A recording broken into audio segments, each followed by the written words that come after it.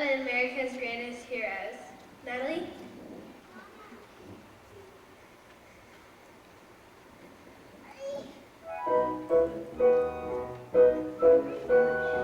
Davy Crockett was born in 1786. He lived in Tennessee way back in the sticks. He fought in the Battle of the Alamo to free our land from Mexico, and that is how he died in San Antonio.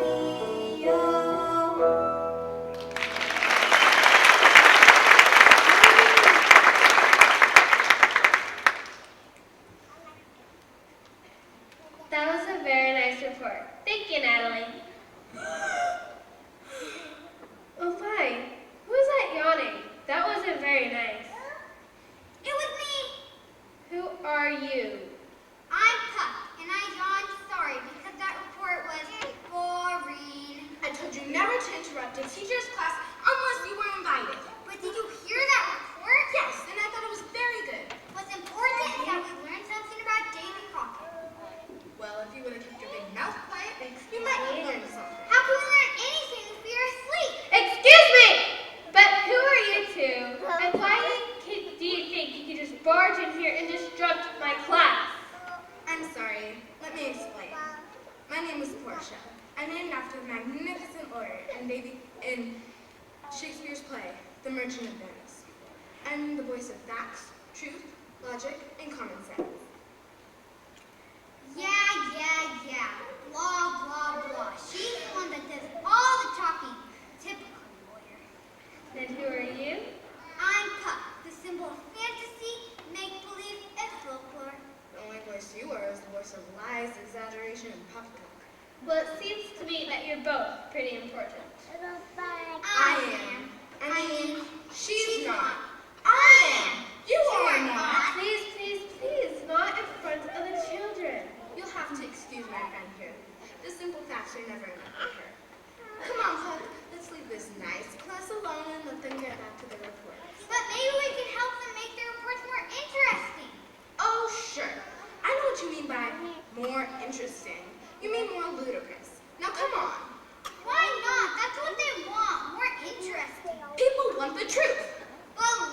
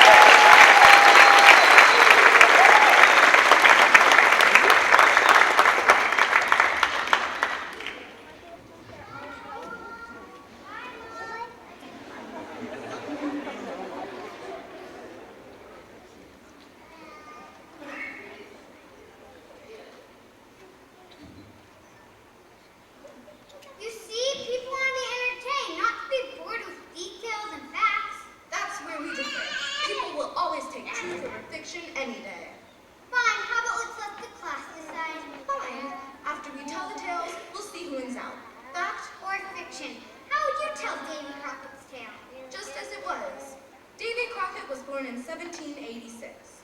What was he like as a boy? Why don't we ask him? I hate it when you do this. What?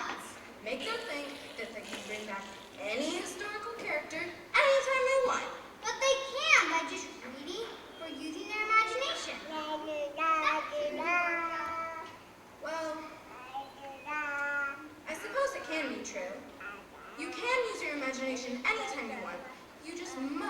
But you must be able to base your imagination off of real historic facts, not humbug. Yeah. Ladies and gentlemen, boys and girls, will you please close your eyes and imagine with me the greatest American folk legend of all, Mr. Davy Crockett.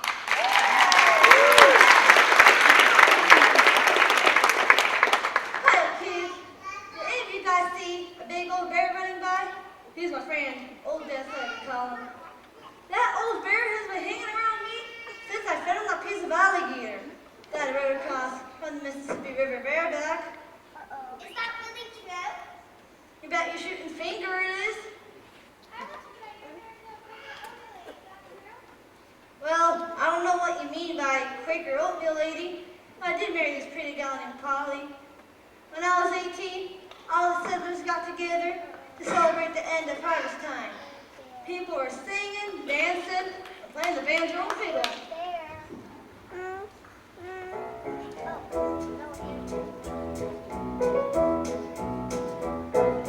Some people call it country music, some call it folk. Grandpa calls it hillbilly music, some calls it joke. Some people like to sing in showers, not in a crowd. Others like to belt and hum and sing it all loud. Doesn't really matter.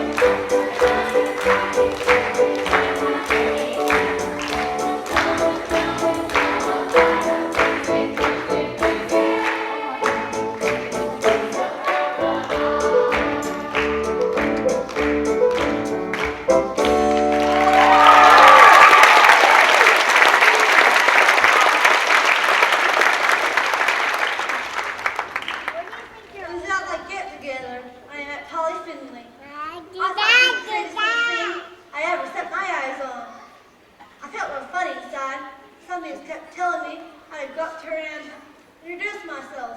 Hello. So I was standing over there and thought maybe you like to dance. Thank you very kindly, but I don't dance. Oh, there's nothing to it. All you do is move your feet and hold on to your life. You don't understand.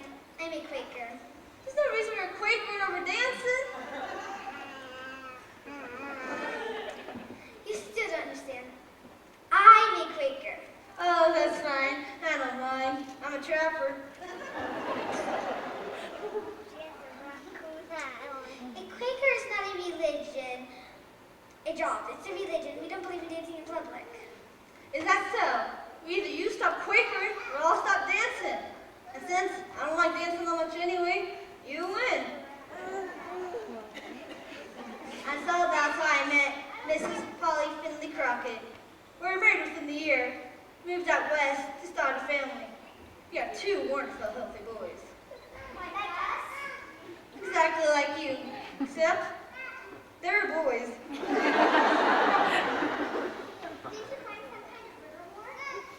It was called the Creek War because we were fighting against the Shawnee Indians over the creek lands of Tennessee, Alabama, and Georgia. There is never a real winner when it comes to war. After many months of fighting, hundreds of settlers and Indians were killed. The leader of the Shawnee tribe, Red Eagle, agreed to meet with me. It was, but I promised him to go to Congress myself to protect the Shawnee land and if he'd stop attacking the settlers. He trusted me, so we made a new treaty to stop all the fighting. And later, I kept my promise and went to Washington as a congressman. I fought hard to protect the rights of the Indians.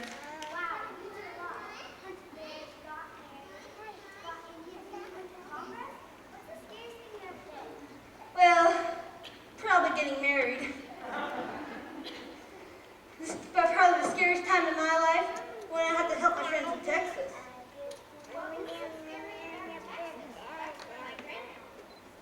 Well, in 1835, your grandma would be too scared to live there. Because Texas wasn't part of the United States back then. It was the property of Mexico. And General Santa Anna was the president of Mexico, and he was cruel. And he ordered an attack on American settlers to drive them out. Well, I couldn't let that happen, so I rounded up some volunteers and headed out to Texas, up the countrymen in the Alamo.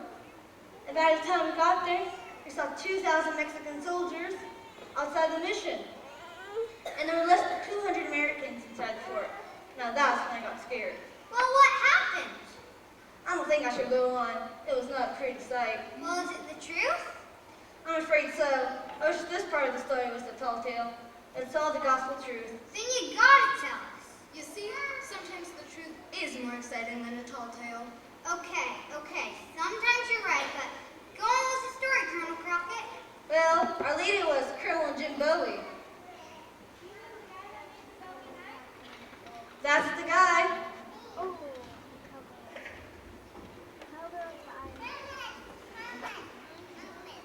Listen, men, there is no way to escape from this mission. I sent a message to Mr. Santana asking him to call off the whole battle and to allow the men on both sides to go home in peace. And gentlemen, this is our answer. Surrender or die. Men, we are outnumbered, 10 to 1. We can surrender and give those land back, or we can stay and fight. Those who want to stay with me, come and stand on this side of the room. Those who want to surrender, stay where you are. That day, I saw the bravest men on earth across the room. Every man crossed the line. Maybe, except for one.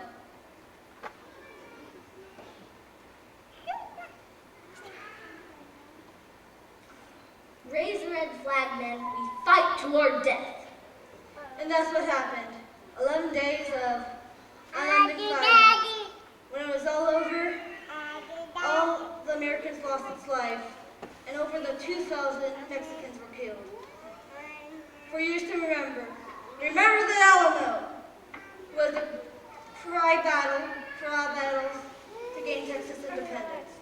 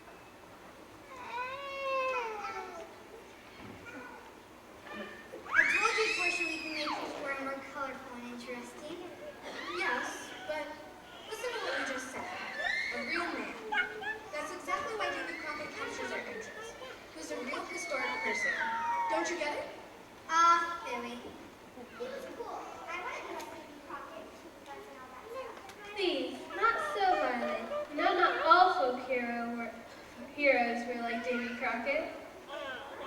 Oh no. In fact, there is one folk hero that never shot again or fought a battle. He was friends to everyone, including the Indians, the forest animals, and even the trees. I know who he was. That's who I did my report on. That's right, Amanda. Come up here and give your report.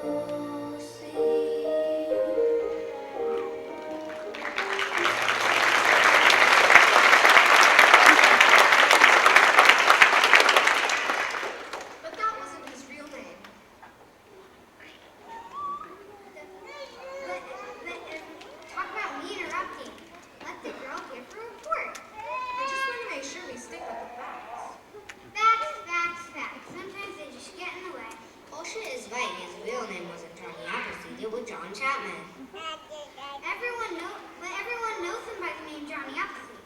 So really, that is his name. Anyway, he was one of the kindest men on the entire Oakley. And everywhere he went, he took 3 things with him: his apple seeds, his cooking pot, and his Bible.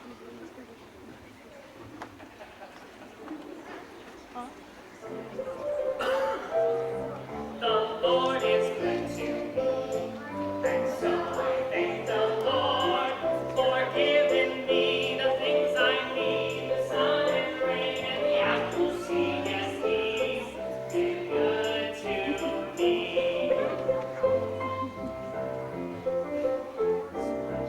I owe the Lord so much for everything I see. I'm certain if it weren't for Him, there'd be no apples on this limb. Yes, He's been good to me. Oh, here I am in the big blue sky, I'm doing as I please, singing with my feathered friends, humming with the bees. I wake up every day as happy as can be, because I know that with His care, my apple trees they will still be there. The Lord's been good to me.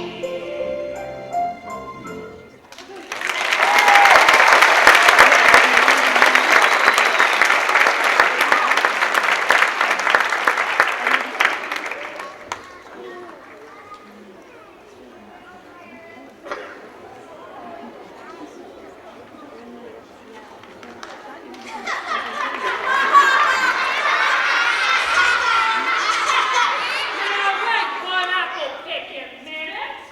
What are you all laughing about? Your hat. Why are you wearing a pot on your head? What pot? Oh, this here? This here's my cooking pot. You see, I travel all around the United States, and because I don't have any place to store it, so I thought, well, it might as well be my hat. Keeps the sun off my head, you know? Mr. Appleseed, my name is Amanda, and I was giving my report on you. Well, come over here, Amanda. You were doing a mighty fine job, too. Now, you know, you remind me of an Amanda that I used to know many years ago. May I tell you a story? I was born in a Pennsylvania apple farm, and I grew up there. And you see, I was the fastest apple tree climber in the whole county. And I remember when I got older, I wanted to leave the apple picking business. But my daddy needed my help on the farm. Well, that is, until the Bryant family came and needed some help. I'm so sorry to trouble you, but my little Amanda here is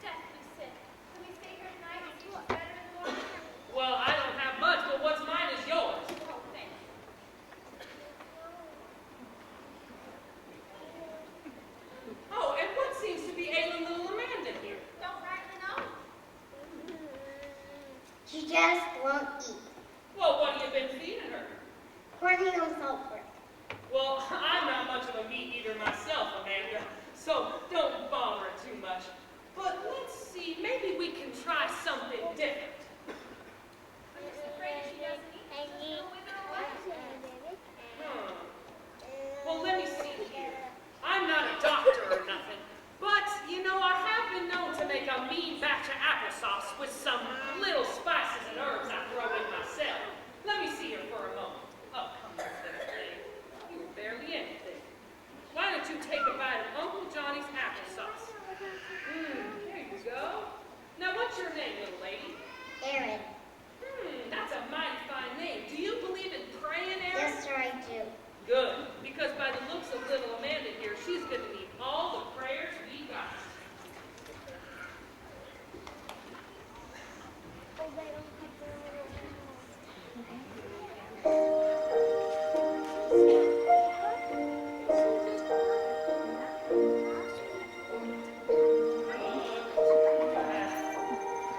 What do you see?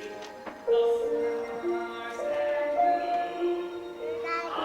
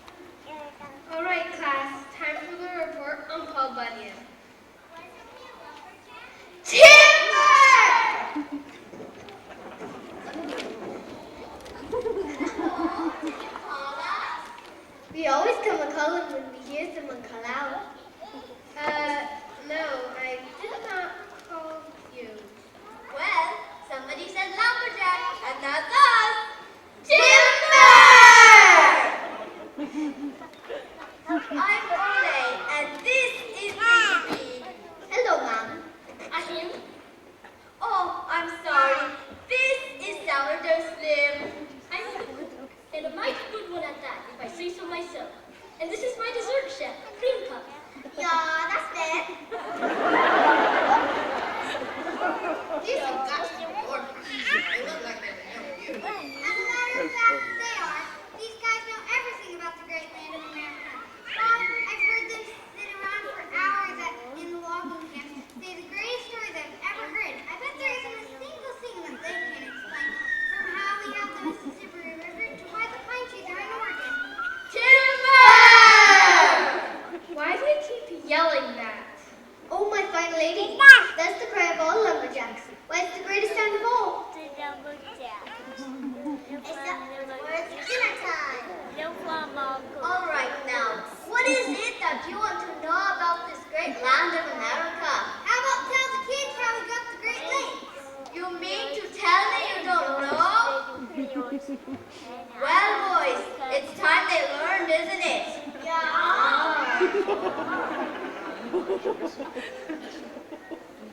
Now, there's something that you all must know. There is one man responsible for America being the way it is. Do you know who that is? George Washington? Oh no, he was only the first president. Abraham Lincoln? No.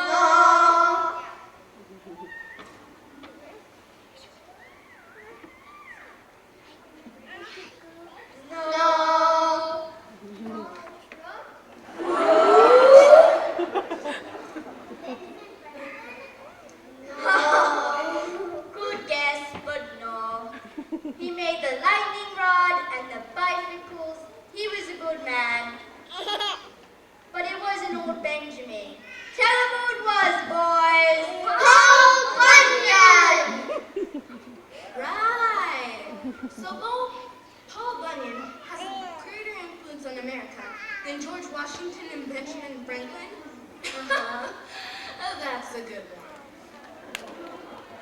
Well, he did. Any lumberjack will tell you so. Right, boys? Yeah, don't you know? I'm sorry to disagree, but Paul Bunyan is nothing more than a fictional character, made up of ridiculous stories by a bunch of backwoods men. So what's your point? He's hardly responsible for this great country. Okay then, you tell me how we got the Great Lakes, or the Mississippi River, or the Grand Canyon, or the Black Hills of South Dakota. Well, I have to say I don't really know. There you go then, you don't know, but we do.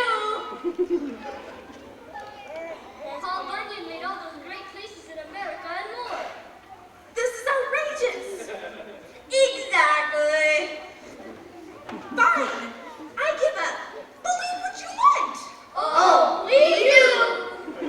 So, as I was saying, the most important person responsible for America being the way it is Paul Bunyan.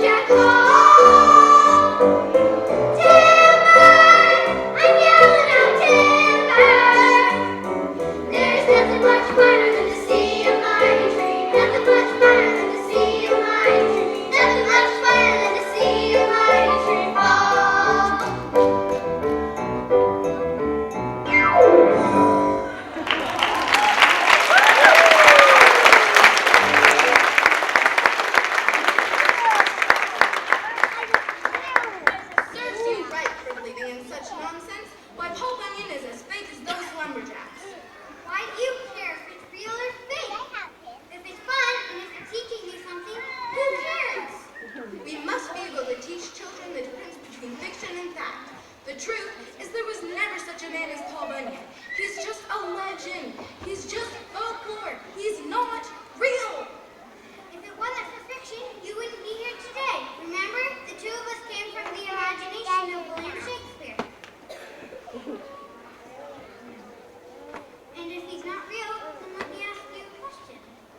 Is there such thing as Paul Bunyan? Is there such thing as Paul Bunyan territory? Yes, all across the great Northwest. And is there big statues of Paul Bunyan in honor of Paul Bunyan?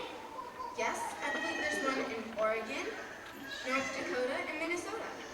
And doesn't every third grader in the United States learn about the great Paul Bunyan? I know what you're trying to do. You're trying to use logic. Remember, I'm the lawyer.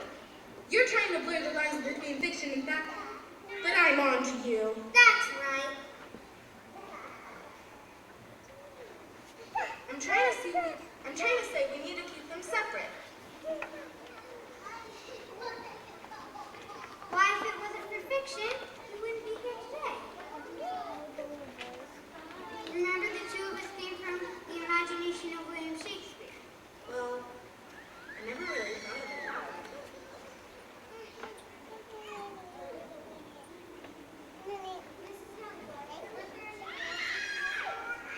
As a matter of fact, there was. Her name is Annie Oakley.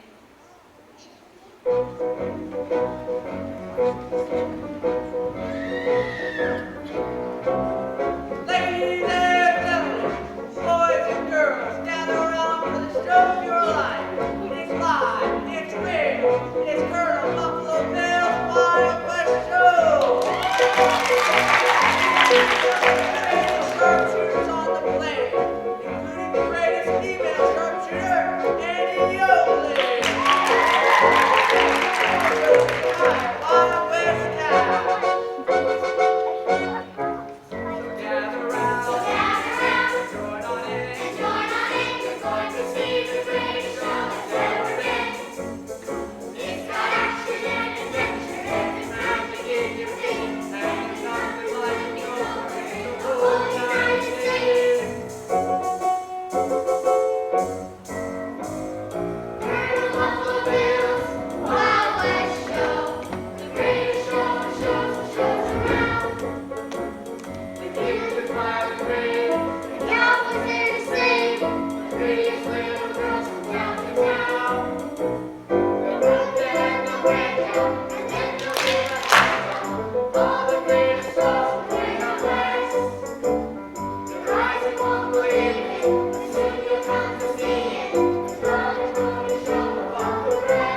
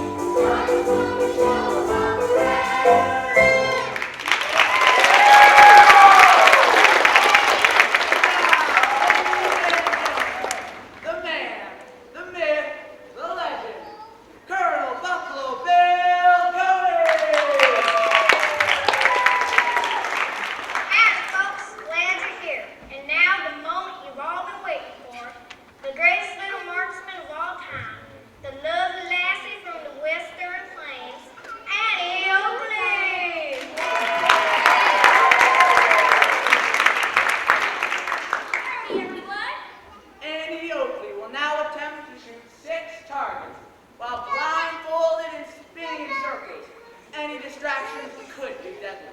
For those in the line of fire, please remain seated at all times. We are not responsible for any premature haircuts, venting of the brain, or free frontal lobotomies. Are you ready, Annie? Then let's begin! That's one. That's two. That's three. Without a single miss. Let's see if we can nail the last three. That's...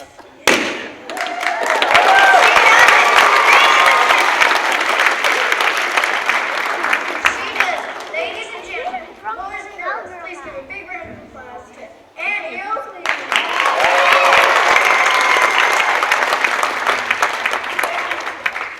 Now I like her. She was real. She was a legend in her own time. And she really was a great marksman. Why, they say she could shoot a dime out of a man's hand and an apple off the head of her pet poodle. That's right. There's nothing I like more than shooting. How'd you get hitched up with the Wild West shows? Mr. Katzenberger, I was the cornerstone for a shooting contest down in Cincinnati, Ohio. You know, I had a pretty good chance. So at 14 years of age, I packed up and then went to the big shoot. I was shooting against the great shot alive, Mr. Frank Butler. Did you win? Let's just say that every man, Mr. Butler, was not assisting for the Wild West show. That's my little Annie. There ain't nothing she can't do.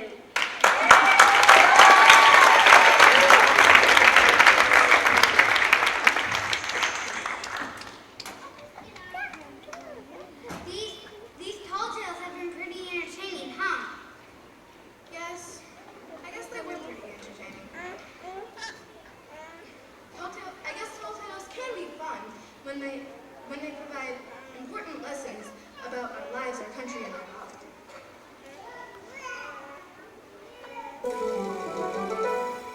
Today we learned a lot about this country's past, about the men and women of old.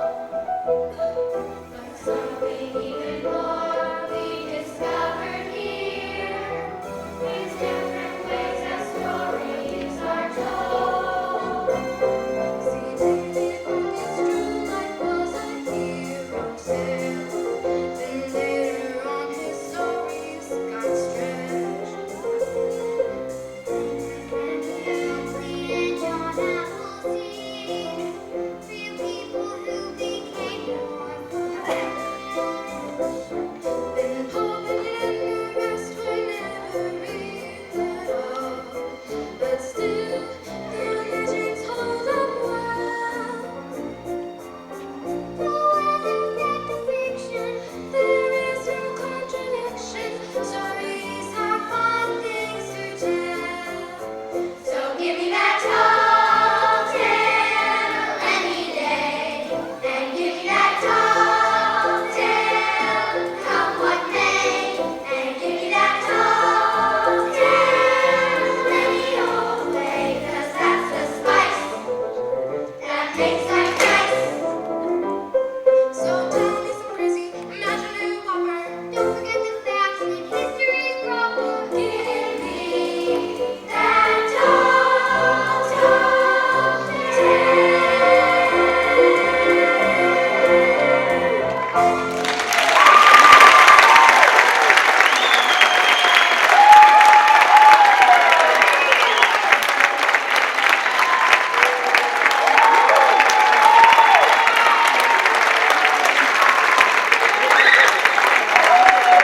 All right. Didn't they do a fabulous job? You guys can have a seat right where you are. My name is Sarah Preston, and I was the camp coordinator this week, and I'm so glad that I had the chance to participate in this awesome camp. I still can't believe they did a show in just 1 week. We also had, give them a round of applause.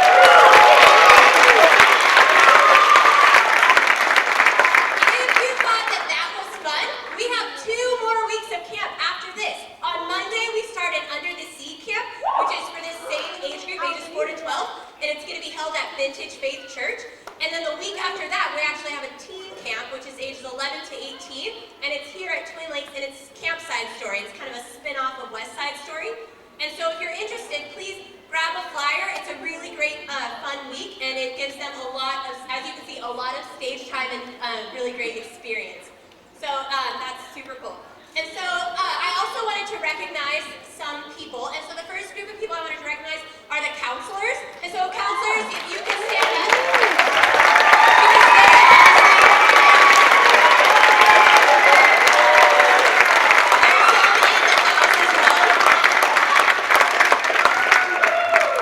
And they really were with the kids the whole week. And so we are so thankful for them who, they were not getting paid. They volunteered their time to do that. So that's really awesome. They were wanting to serve in that way.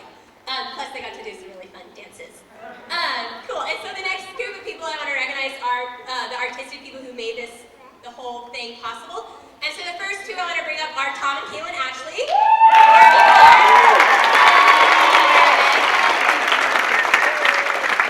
Here's Tom. Where's Kaylin? Come on, come over here.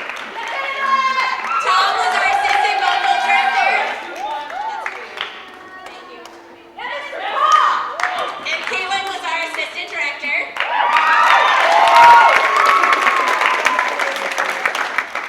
And then the next person I want to recognize is Michelle Stacks Mayfield. Is she here? And Michelle was our Arcade and Wiggles director. So she really coordinated with them and played fun games and worked with them to make sure they did a really great job. So this is for you, Michelle. The cool thing about Michelle is that she was the one who first told me about CYT, and then she moved away, and then she came back, and now I'm like super plugged in. So thanks, Michelle. And the next person I want to recognize is our choreographer, Jill Litzenberger.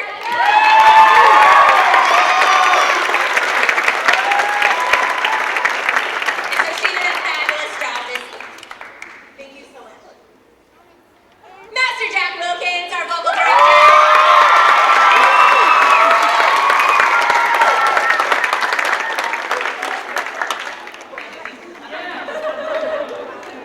That was a surprise hug.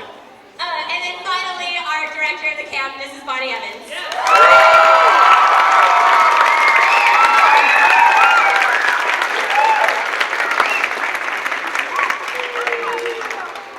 Give her a round of applause.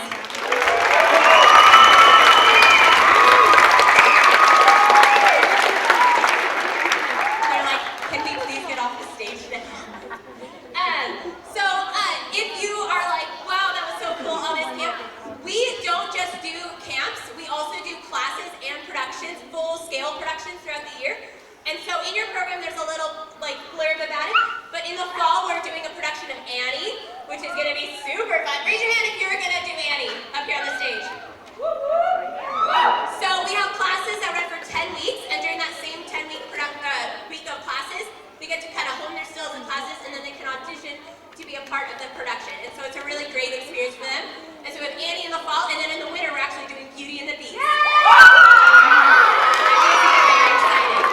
So be looking out for that, and more information is on our website, which is just cytsantacruz.org. And the last thing I kind of want to add is that CYT is not just in Santa Cruz. We actually have CYTs all over the nation.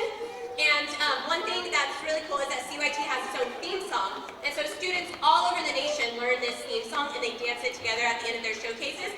And we're going to close our night with the CYT theme song that they have learned this week.